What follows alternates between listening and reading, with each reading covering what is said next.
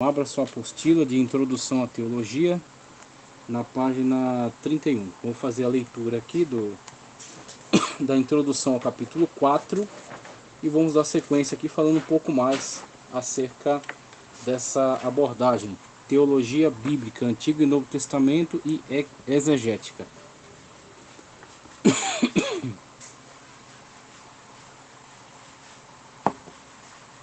Primeiramente, noções de teologia bíblica, página 31. Uma frase de J.I. Packer: se buscarmos o conhecimento teológico por si mesmo, isso inevitavelmente nos fará mal. Ele nos tornará orgulhosos e vaidosos. Com isso, o autor enfatiza que há um porquê da busca pelo conhecimento teológico. E a motivação precisa estar correta. A ação e a motivação precisam estar alinhadas, ajustadas, para que esse conhecimento não seja apenas decorativo.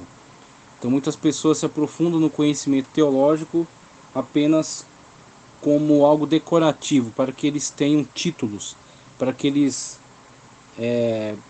acabem se ensoberbecendo com isso, com currículos, tá?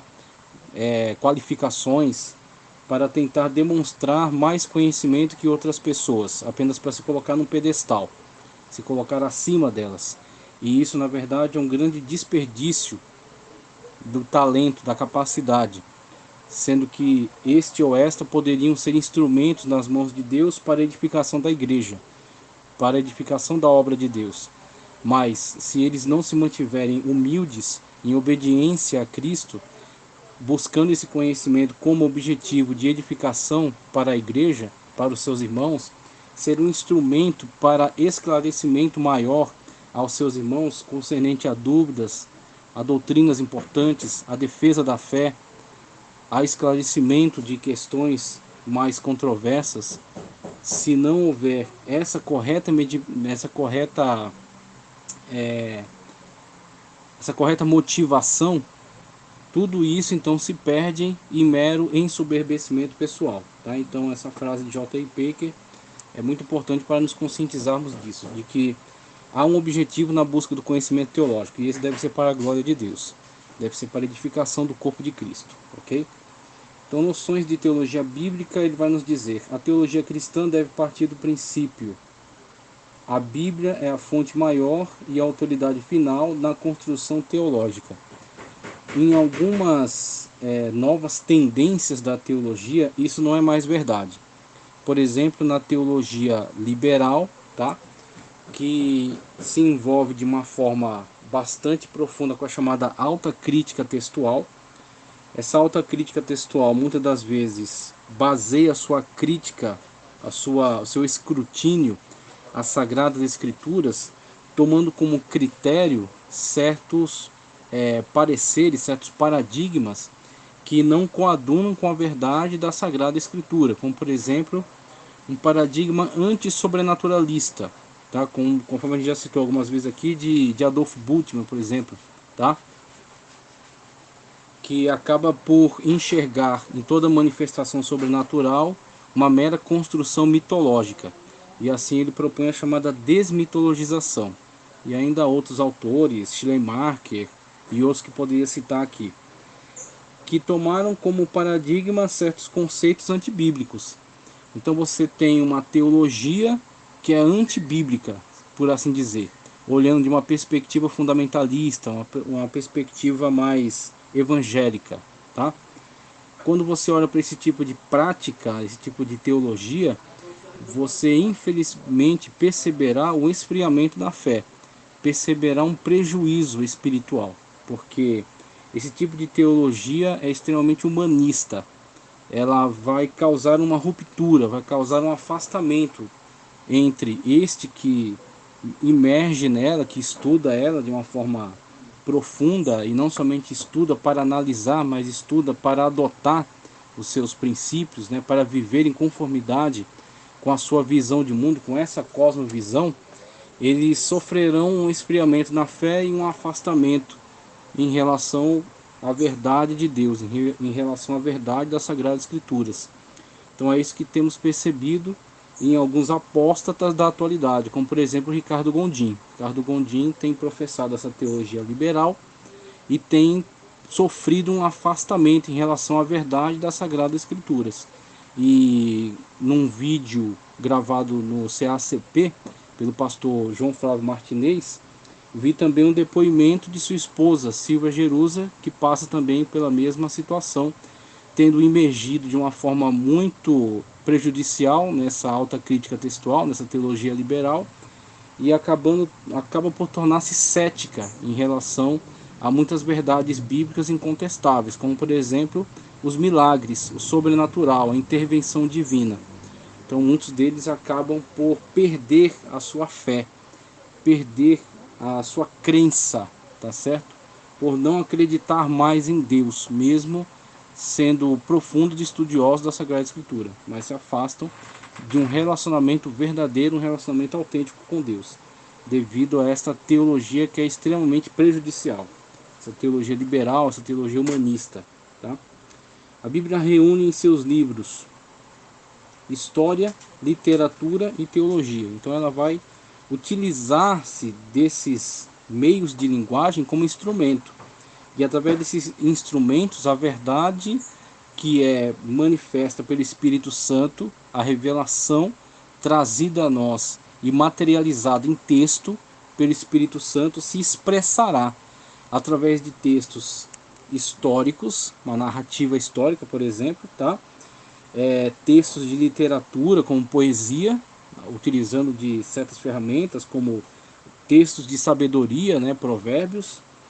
Teologia, você tem, por exemplo, a carta de Paulo aos Romanos, uma carta profundamente teológica, trazendo interpretações importantes sobre importantes doutrinas e aplicando essas doutrinas à vida prática da igreja e trazendo então as consequências de se viver em conformidade com essas verdades. Então você tem essas ferramentas de linguagem que são utilizadas para expressar a verdade das Sagradas Escrituras. E aí, dentre esses textos, você terá muitos deles que são, de fato, dogmáticos, né? Que estão ordenando uma determinada atitude, que estão corrigindo determinadas atitudes, e outros textos que são apenas informativos, que estão nos descrevendo situações vivenciadas. Então Israel estava atravessando o deserto do Sinai em demanda de Canaã. Então ele vai passar por diversas situações que serão particulares àquele povo, que serão descritivas para nós, não prescritivas, tá? Não está nos prescrevendo uma ação, está nos descrevendo um fato. Então, ocorreram com Israel, Israel vivenciou isso aqui. O referencial para nós é o sobrenatural de Deus que ocorreu em relação àquele contexto, em relação àquele povo, e que permanece em relação a nós mesmo, estando afastados deles muitos séculos e até milênio, tá? Mesmo tendo um grande espaço de tempo de separação e uma diferenciação extraordinária de contexto, mas o mesmo Deus que operou por meio de Israel, que operou em Israel, que trouxe livramento a Israel naquele contexto, é o Deus que traz livramento a nós hoje. Então temos um referencial, um testemunho. Mesmo que não seja prescritivo, mas é descritivo, descreve o poder de Deus que agiu naquela situação e que continua agindo hoje. E outros textos não são apenas descritivos, mas são prescritivos. Então você tem as leis que foram promulgadas aí por meio de Moisés, que vieram da boca do próprio Deus, né? Os 10 mandamentos, que são referencial universal, tá certo? Para a constituição do direito, né? Então você tem aí a base, né, para a estruturação do direito. Você tem as falas do Senhor Jesus Cristo, as bem-aventuranças, por exemplo, que são prescritivos. Bem-aventurado os que têm fome e sede de justiça, bem-aventurados aqueles que são perseguidos, porque serão, enfim, justificados por Deus.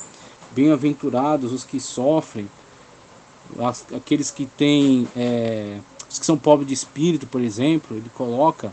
Então você tem diversas situações em que o Senhor Jesus Cristo está prescrevendo algumas atitudes necessárias para o salvo, para aquele que é cristão, aquele que segue a Ele, que obedece-o como Senhor, né? Então ele está não apenas descrevendo, mas está também prescrevendo, está de fato se dirigindo a nós com relação a atitudes necessárias, né? Então você tem aí as diferentes linguagens, diferentes ferramentas pelas quais a teologia pelas quais a Sagrada Escritura vai se expressar, uma linguagem histórica, uma linguagem de literatura geral, uma linguagem de teologia, tá certo? De uma investigação acerca das doutrinas mesmo. E dentre essas ferramentas expressará textos apenas descritivos e outros que serão de fato prescritivos, estarão prescrevendo ações necessárias. O núcleo dos estudos bíblicos, que pode abranger a teologia bíblica e teologia exegética, concentra-se nos estudos dos aspectos literários, históricos e teológicos da Bíblia. O objetivo da teologia bíblica, cita aqui uma frase de Esdras Costa Bento, se eu não me engano. Vamos lá. Um texto, né, um trecho aqui de um dos livros de Esdras Costa Bento, que na verdade está com uma PUD aqui, cita Chagas, tá? O objetivo da teologia bíblica é traçar o progresso da verdade nos diversos livros da Bíblia. O objetivo da teologia bíblica é traçar o progresso da verdade nos diversos livros da Bíblia e descrever a forma de cada escritor apresentar as doutrinas fundamentais. A teologia bíblica preocupa-se com a doutrina em um livro, quer no Antigo Testamento, quer nas páginas do Novo Testamento, em particular. Seguindo este método teológico, o biblista, por exemplo, pode ocupar-se do estudo da doutrina de Deus apenas em Gênesis, ou da cristologia na Epístola de Paulo aos Romanos, e assim sucessivamente. Como eu falei para vocês, e que mais à frente também será novamente ressaltado, a teologia sistemática se organizará e pesquisará os textos bíblicos subordinados ao tema. Teologia sistemática, tá? Então, a partir do tema, ele vai elencar todos os textos da Sagrada Escritura de Gênesis e Apocalipse que estejam relacionados ao tema. E vai construir, então, uma interpretação utilizando-se da exegese, né, as regras de hermenêutica, aplicando isso e trazendo uma concatenação dessa visão, construindo então a doutrina. Então, ele analisará todos os aspectos, todas as menções bíblicas acerca daquele tema e constituirá então aquele estudo que investiga aquela doutrina. Então temos a teologia sistemática. Ela dividirá então por Deus, Espírito Santo, Jesus, salvação, pecado, homem, anjos, fim dos tempos, igreja. Ele subdividirá a partir desses temas e a partir desse tema ele investigará os textos e subdividirá o tema para um melhor entendimento, tá? Então, a partir disso aí, ele vai construir a chamada teologia sistemática. Diferentemente disso, a teologia bíblica, conforme ele mesmo ressalta aqui, ela se apegará aos livros e se apegará à sequência dos livros, tá? Então, ela vai trabalhar vinculada a construção textual das Sagradas Escrituras. A partir de Gênesis, investigando primeiro Gênesis. Fará uma investigação exegética em relação às palavras presentes ali. Utilizará então o léxico do hebraico. Entenderá corretamente aquela construção, a partir de uma morfologia, de uma sintaxe, sobre a construção gramatical do hebraico. Então, uma vez entendida as palavras, entendido como você interpreta corretamente, tá certo? Como você qualifica corretamente aquele texto, aí você vai investigar agora outros aspectos, vai enxergar ele juntamente dentro do seu contexto próximo, contexto distante, mas trabalhará sempre vinculado à sequência de textos, partindo de Gênesis, caminhando até o Apocalipse, de Antigo Testamento até o Novo Testamento. Trabalhará sempre vinculado ao texto. E em cima desse texto, utilizará diferentes ferramentas para investigá-lo da melhor maneira e produzir então um melhor esclarecimento. Por isso que eu postei para vocês aí as fotos dos diferentes materiais de estudo, dentre eles, Teologia Bíblica do Antigo Testamento, está aí mencionado, né, mais acima, Teologia Bíblica do Antigo Testamento, tá aí, Teologia do Antigo Testamento e do Novo Testamento, né, da editora Vida Acadêmica, né. Também Léxico e Dicionário Teológico do Antigo Testamento, Léxico de Grego do Novo Testamento e um Dicionário Teológico do Antigo Testamento. O Dicionário Internacional de Teologia, que na verdade é uma ferramenta de exegese também. Ele analisa exegeticamente os termos empregados nos textos do Antigo Testamento, tá? Então, a partir dessas ferramentas importantes, você vai analisar os textos a partir de uma construção de uma sequência textual, tá? E também você, a partir dessa análise, produzirá algumas ferramentas que facilitarão esse entendimento, como por exemplo os comentários bíblicos, né? Aí eu citei assim o comentário bíblico NVI para o Antigo e Novo Testamento, e citei também o Manual de Discernimento Bíblico de Harold Willmington, que vão investigar esses textos, principalmente separando pela perícope. Eles não vão investigar versículo a versículo, como faz o Champlin, tá? O comentarista Champlin investiga versículo a versículo. Já o NVI, Comentário Bíblico NVI, e o Manual de Discernimento Bíblico de Willmington, eles investigam partindo da perícope. Então eles vão separar cada perícope e vão construir alguns comentários e vão colocar até no meio do texto parênteses mencionando a que versículo está relacionado àquele trecho do comentário, para facilitar a sua localização. Mas a sua preocupação não é o versículo, e sim a perícope. O que na verdade faz mais sentido, porque divisões de capítulo e versículo na Bíblia são completamente artificiais. Foram produzidos posteriormente e muitas das vezes não obedecem à perícope. E a perícope, sim, é uma unidade lógica de começo, meio e fim. Então a perícope obedece uma lógica de começo, meio e fim. Então começou o assunto, continuidade do assunto, desenvolvimento e conclusão. Então com a conclusão você tem o fim daquela perícope e início de outra, tratando de outra coisa. Então no capítulo você pode ter início e fim de algumas perícopes. Você pode ter um capítulo cortando uma perícope no meio, que continua no começo do outro capítulo. Então, você tem algumas situações na Bíblia que de fato isso ocorre. E o mais importante é conhecer a perícope, é conhecer o trecho que está dentro de uma unidade lógica, que tem começo, meio e fim. A pessoa abriu o assunto, desenvolveu e concluiu, partindo depois para outro assunto. Parábolas de Cristo, por exemplo. O mais importante é você entender onde começa e termina aquela parábola. Aí ele parte para um outro texto que é uma descrição de algum evento ocorrido. Aquela parábola era prescritiva, tem o objetivo de trazer um ensinamento para todos nós. O texto em continuidade pode ser descritivo apenas. E Jesus entrou num barco para atravessar o mar da Galileia. Tá, ele está falando acerca de algo que ocorreu naquela situação. E aí, dentre os acontecimentos, muitos deles podem ser testemunhos para nós acerca do poder de Cristo, que deteve a fúria do mar. Mas ali você tem uma descrição de um evento, enquanto que na parábola você tem algo prescritivo, algo que está de fato prescrevendo algo para você, como um médico que prescreve um medicamento. Isso aqui é para você ingerir, para que isso venha a trazer um tratamento e venha a trazer solução de uma determinada enfermidade. Então você vai ter algo que está sendo prescrito para ser ingerido, para ser feito, para ser obedecido, ok? Assim você tem a situação, por exemplo, de uma parábola.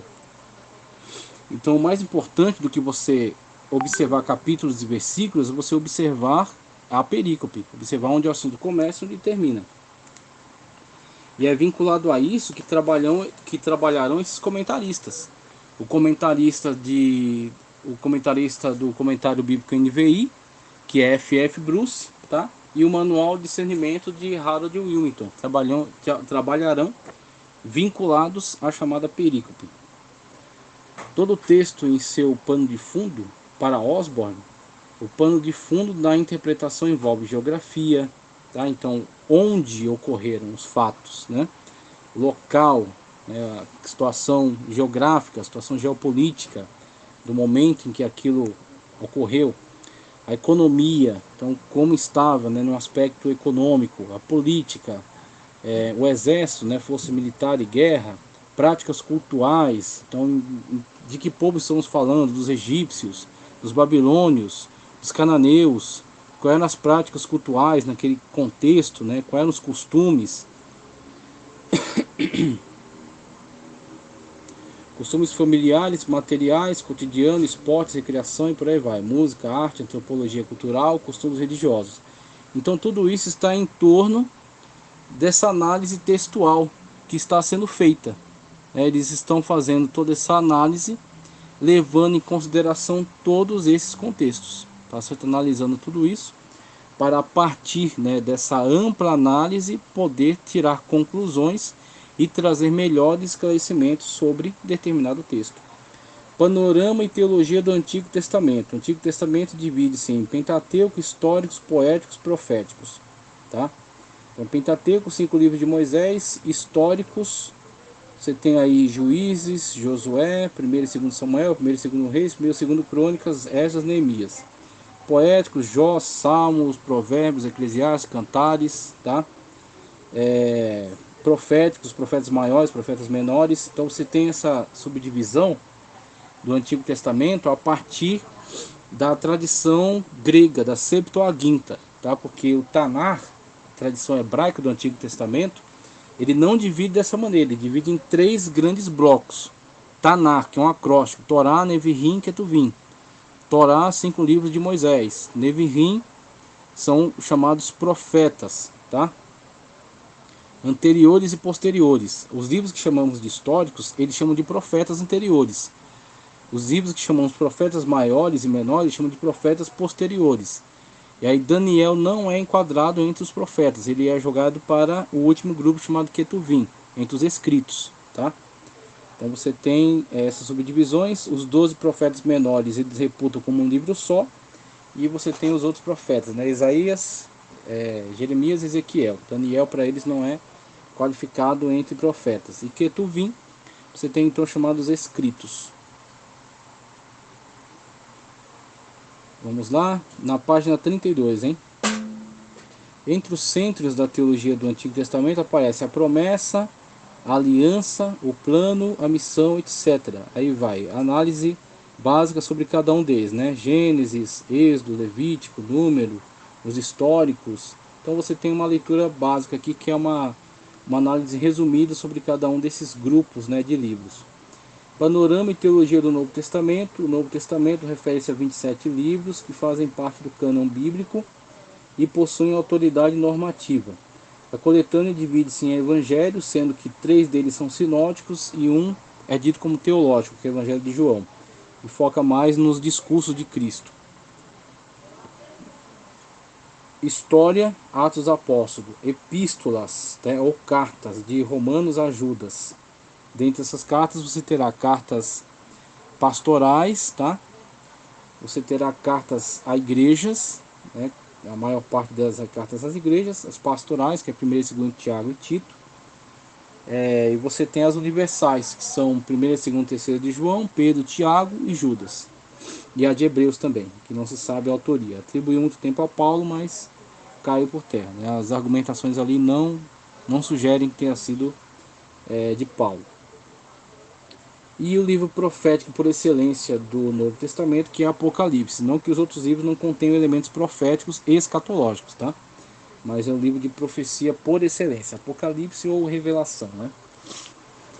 Outros autores, pelo caráter literário, fazem 3 subdivisões: Evangelhos, que oferecem exposição da atividade terrena de Jesus; Atos, que narram a difusão da igreja pelo mundo greco-romano; Cartas e Apocalipse. Ok, então isso aqui não há problema.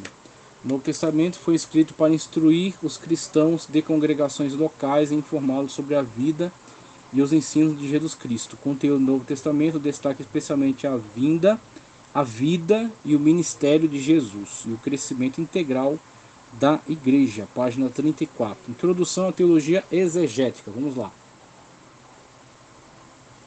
A leitura minuciosa possibilita a compreensão geral da Bíblia, conforme Salmos cita aqui vários textos. Tem textos bíblicos cuja compreensão exigem análise do ambiente histórico, cultural, linguístico, etc. Tá? Essas áreas são pertinentes à teologia exegética. Veja, ambiente histórico, cultural e linguístico. A hermenêutica abrange as áreas bíblica, filosófica, jurídica, etc. A palavra grega é vinculada a Hermes, filho de Zeus. É trazida da cultura grega e adaptada à cultura bíblica, tá? A cultura cristã, como outros termos que já mencionei, que são trazidos também de uma cultura greco-romana, tá? E no caso aqui, hermenêutica da cultura grega, referindo-se a Hermes, que era, como podemos dizer, um intérprete dos deuses. Então Hermes fazia esta ponte entre a fala dos deuses e o entendimento humano. Então, para que os homens pudessem compreender os deuses, Hermes interpretava os seus ditos, seus decretos aos homens. Então Hermes é uma figura exemplar, tá? Do que é o hermeneuta. Então o hermeneuta se dedica a tornar compreensível os textos da Sagrada Escritura. Então ele toma o nome de Hermes somente como uma analogia, somente como um exemplo, nada referindo-se a qualquer aspecto do culto pagão a Hermes, tá? Mas simplesmente tomando este encargo de Hermes como uma analogia do que é o hermeneuta. O hermeneuta torna os textos mais fáceis de compreensão através das ferramentas necessárias, né? Então, como você tem aqui, ele mesmo fala para nós acerca das áreas bíblica, filosófica e jurídica, né? Então, a partir dessas ferramentas, ele pretende tornar o texto mais facilmente compreendido. Na teologia, é a prática ou a disciplina de interpretar o estudo dos princípios de interpretação. A hermenêutica bíblica aborda papéis e as relações entre o autor, texto, público, leitor original e posterior, recebe auxílio da filologia e linguística, etc. Exegese para Moscone é o preceito de descobrir e conduzir para fora. Exegese, conduzir para fora. Você entende o texto e conduz o entendimento dele para fora. Você extrai de dentro do texto, tá? Então você extrai de dentro do texto e aplica o entendimento para fora. A exegese é o caminho inverso, que é o incubador de heresias. A exegese é pegar de fora e incutir dentro do texto. E para isso você terá que manipular o texto, você terá que distorcê-lo, você terá que interpretar ele de uma forma falsa, errada, para que ele se adeque às verdades que você quer impor a ele. Isso é exegese. Exegese é extrair do texto. Você vai se preocupar primeiro em entender o texto. E aí ele colocou aqui, público leitor original e também público leitor posterior. Público leitor original, o que ele significou naquele contexto. Tá? Paulo escrevendo a carta aos Coríntios. Os termos que ele aplica ali para um leitor grego da cidade de Corinto do século I da era cristã. O que aquilo representou para ele. Como que ele poderia entender aquela fala. Tá certo? O Apocalipse de João para os leitores do seu contexto. Como eles poderiam entender aquela linguagem. Tá? Mas há um desdobramento maior porque nós cremos que é um texto revelado, tá? Que é um texto conduzido pelo Espírito Santo e que tem uma aplicação universal e atemporal, tá? Então aquilo que foi dito primordialmente àqueles leitores locais, tá? Aqueles leitores originais, tem também uma aplicação posterior para os leitores que vierem em continuidade. Mas primeiro você tem que entender o que ele poderia significar para o leitor original, para que você possa fazer uma aplicação analógica para os leitores posteriores. É o que você busca sempre na chamada intenção do autor. Qual era a intenção do autor? Uma vez que você descobre qual era a intenção do autor, você vai conseguir fazer uma analogia que faça sentido, uma analogia verídica, tá?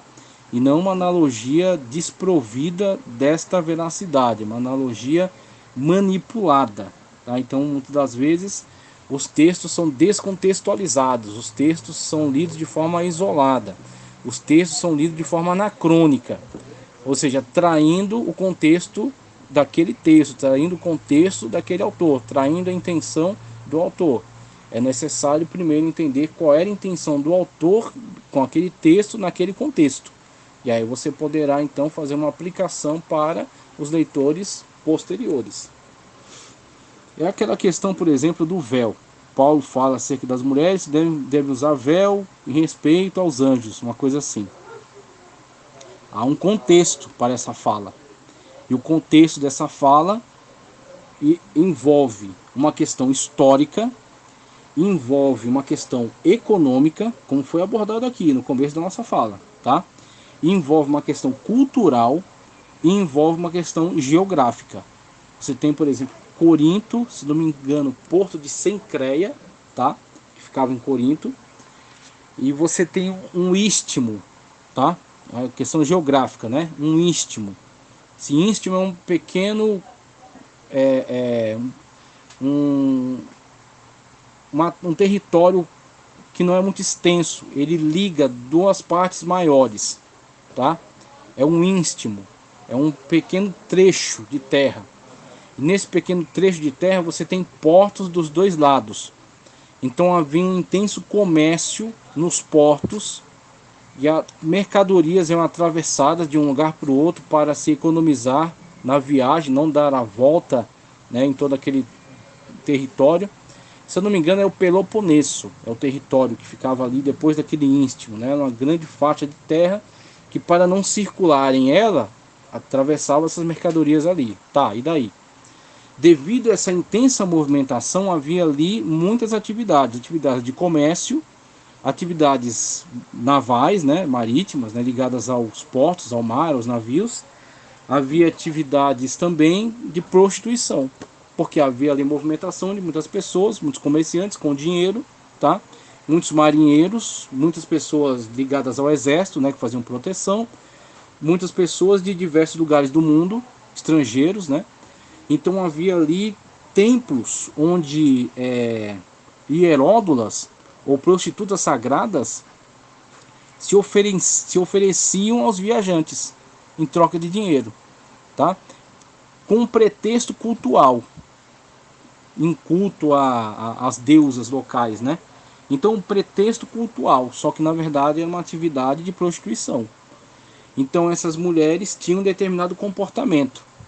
Esse comportamento era característico. Aí entra uma questão cultural. E as mulheres honestas, as mulheres que não se prostituíam, deveriam se diferenciar delas de uma forma bastante clara, para que não restasse dúvidas. E aí uma das formas delas se diferenciarem das hieródulas, das prostitutas cultuais, eram usar véu. Então elas colocavam véu, principalmente no contexto do culto. Então no culto elas colocavam este véu, e aí tinham toda uma característica diferenciada em relação àquelas outras mulheres que estavam ali com essas atividades, tá? Então existe uma questão contextual, existe uma questão histórica, existe uma questão cultural, né? Cultural, perdão. E essas questões têm que ser levadas em consideração no entendimento do texto. Por quê? O que deve ser aplicado de uma forma universal e atemporal é o conceito da moralidade. Então é necessário que em todas as épocas se tenha uma moralidade e se tenha um distanciamento de um comportamento tido a partir de um conceito bíblico como imoral. A imoralidade é condenável em qualquer época, em qualquer lugar. Então deve-se sempre se distanciar da imoralidade, se distanciar, tá certo, da prostituição, da desvalorização do ser humano. Se deve sempre se distanciar disso, em qualquer contexto, tá? Mas como isso será feito vai mudar de acordo com o contexto. Então, no contexto de Paulo foi necessário isso. Mas isso muitas das vezes não significará nada em outro contexto. onde você tem outros códigos de conduta. Um código de conduta que diz: este aqui é uma pessoa que se prostitui, essa aqui é uma pessoa reservada, é uma pessoa com alto nível de moralidade, é uma pessoa casta. Então esses códigos de conduta dirão para a sociedade que ela optou por ser uma pessoa casta, uma pessoa que não se envolve com esse tipo de práticas. Então o que deve permanecer é a moralidade, mas a forma como ela será operada tem que ser observado em consonância com os códigos de conduta do tempo e do lugar, daquele período e daquele contexto social, tá? Então o véu para nosso contexto não tem mais nenhum significado. Assim ele não faz parte do nosso contexto. Então nós temos outros códigos de conduta, onde a pessoa adota certos trajes, a pessoa adota uma certa linguagem, um certo comportamento que diz para a sociedade que ela tem um alto nível de moralidade, ok? Mas não necessariamente colocar um pano na cabeça. Isso para hoje não significa mais nada. Então o texto tem que ser visto à luz do contexto. Essa que é a questão. E aí você tem o trabalho da exegese e da hermenêutica. A exegese vai no texto. Também, como foi mencionado, vai olhar para o contexto histórico e também cultural. E a hermenêutica vai contribuir com um aspecto mais filosófico, mais jurídico, mais moral, mais bíblico, tá? Então todas essas ferramentas contribuirão no entendimento, primeiro, do texto dentro do seu contexto, a intenção do autor, os leitores originais. E a partir do entendimento correto disso, poderá-se fazer uma aplicação por analogia, né, trazendo para a nossa época, trazendo para o nosso contexto. A hermenêutica e a exegese ajudam a superar o distanciamento temporal, contextual, cultural, linguístico e autorial, e também o natural, espiritual e moral. A teologia exegética visa esclarecer a passagem bíblica mediante análise da história, da literatura e da teologia. Núcleo dos estudos é crucial a teologia cristã. Paradigma da teologia disciplinar, vigente em nossos dias, tem como núcleos principais teologia bíblica, teologia sistemática, teologia histórica, teologia prática. Referida à sistematização, não está imune a críticas, mas ainda predomina na maioria das academias teológicas. Aí vai falar um pouco da teologia sistemática, que na verdade ele vai dar sequência, né? Só lendo um pouco mais aqui, na página 35. A respeito da teologia sistemática, em foco neste capítulo, o núcleo empenha-se especialmente em analisar os dados da teologia didaticamente ao traçar um panorama ordenado dos temas da fé cristã. Suas divisões são prolegômenos, que é a introdução, bibliologia, a respeito do próprio texto, né? Teontologia sobre Deus, antropologia sobre o homem, a ramartiologia sobre pecado, soteriologia sobre salvação, eclesiologia sobre igreja, escatologia sobre as últimas coisas. Destacaremos apenas algumas doutrinas centrais, posso acrescentar angelologia também. A angelologia também adentra aí aos interesses da teologia sistemática, tá? Então encerra aqui, vamos dar sequência à teologia sistemática, ênfase e desafios. Página 39, a supremacia da trindade, ok? Vamos dar sequência então aos nossos estudos.